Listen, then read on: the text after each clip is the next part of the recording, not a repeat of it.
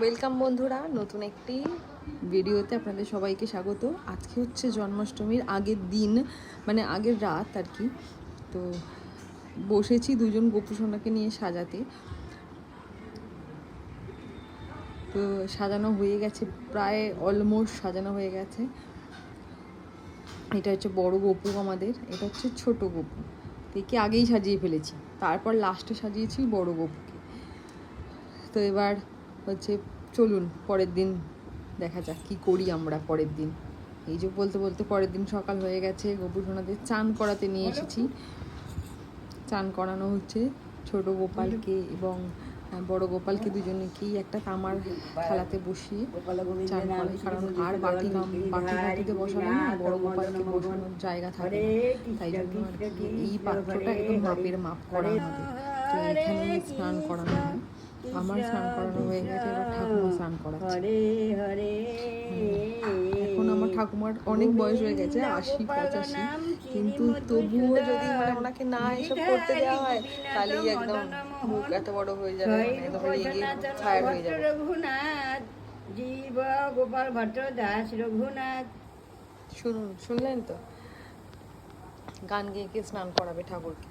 যাই হোক, এই জামা কিনে নিয়ে এসছি। এই যে সাজানো গোছানো সব হয়ে গেছে। কি ভালো লাগছে দেখতে, এত সুন্দর মায়া ভরা মুখটা না, দেখতেই ইচ্ছা করছে। মানে নিজেরাই সাজিয়ে নিজেরাই হাঁ করে তাকিয়ে আছি গবুর দিকে। ওর জন্মদিন, মানে জন্মদিনে সবাইকে একটা স্পেশাল লাগে না দেখতে, তো ওকে এই জন্মদিনে স্পেশাল লাগছে। তো পুজো শুরু হয়ে গেছে, চলুন।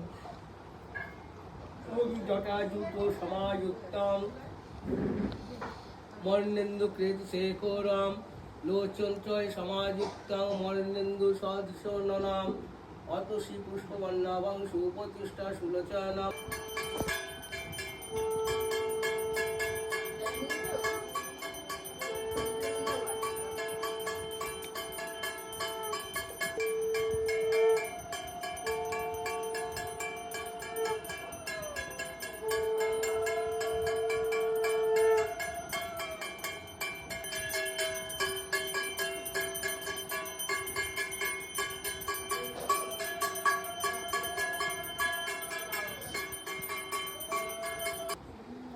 পুজো হয়ে গেছে আমাদের কমপ্লিট।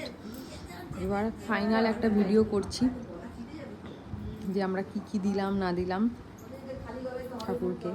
আপনাদের সবার বাড়িতেই নিশ্চয়ই পুজো হয়, তো আপনারাও ভিডিও করে দেবেন, কমেন্টে জানাতে পারেন যে আপনারা কীরমভাবে যত্ন করে আজকে পুজো করলেন। তো চলুন, থ্যাংক ইউ, দেখা হবে পরের ভিডিওতে।